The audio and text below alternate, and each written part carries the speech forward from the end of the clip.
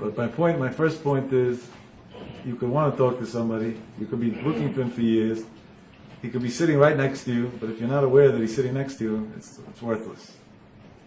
If you're not aware that HaKadosh Baruch Hu is close to you, you got nobody to talk to. So maybe we have to go back to the basics. And maybe we have to go back to teaching the basics. Hashem is sitting right near you. He's with you all the time. He's part of you. He's inside you. Etzelem Elokim.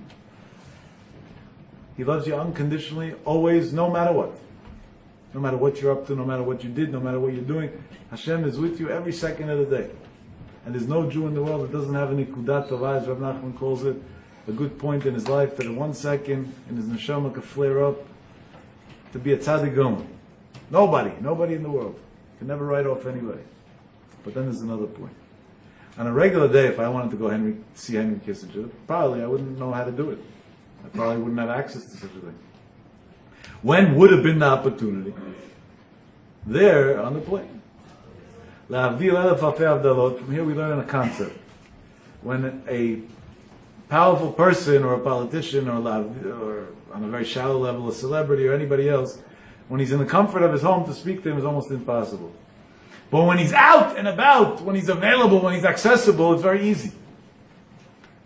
During the 3 weeks resemble definitely the 9 days from Rosh Chodesh Av, and the most is Tisha B'Av itself. That HaKadosh Baruch Hu doesn't have a house. If HaKadosh Baruch Hu doesn't have a house, that means he's walking on the streets. Kol rodfei hisigua. There are a lot of people that are chasing a kirvat elokim to get close to Hashem. Kol rodef ya. When can you get it? Bein ha-mitzarim. Dafka this time when HaKadosh Baruch Hu is on the streets. When Shchinta begaluta, when he's right near each and every one of us.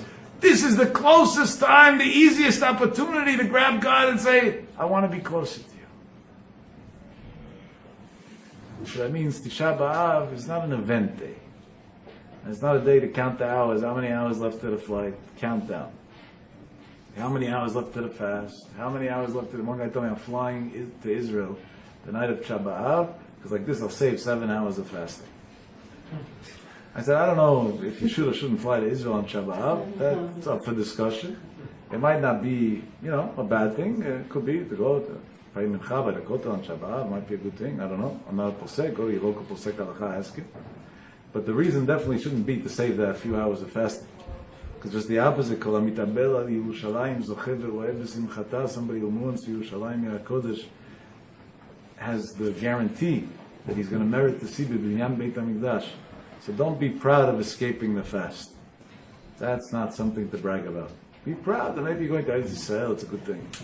There are other things that are good. But this exact, saving a few hours of the fast, that already has no place in our way of thinking. I think from here we have a great chizuk. Shabbat is the darkest day, we call it almost, right? Even Shulchan is brought down that somebody, based on the Gemara, that somebody has a deen, a judgment with a goy, he shouldn't do it during the 9 days, because that's not the strength of the luck of Klal Yisrael for the Jewish side.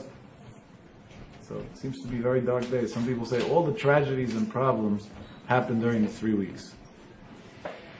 I don't know if that's true or not true. I don't take surveys and statistics on tragedies, but there are tragedies all year long. Unfortunately, I try to help people every single day to go through them.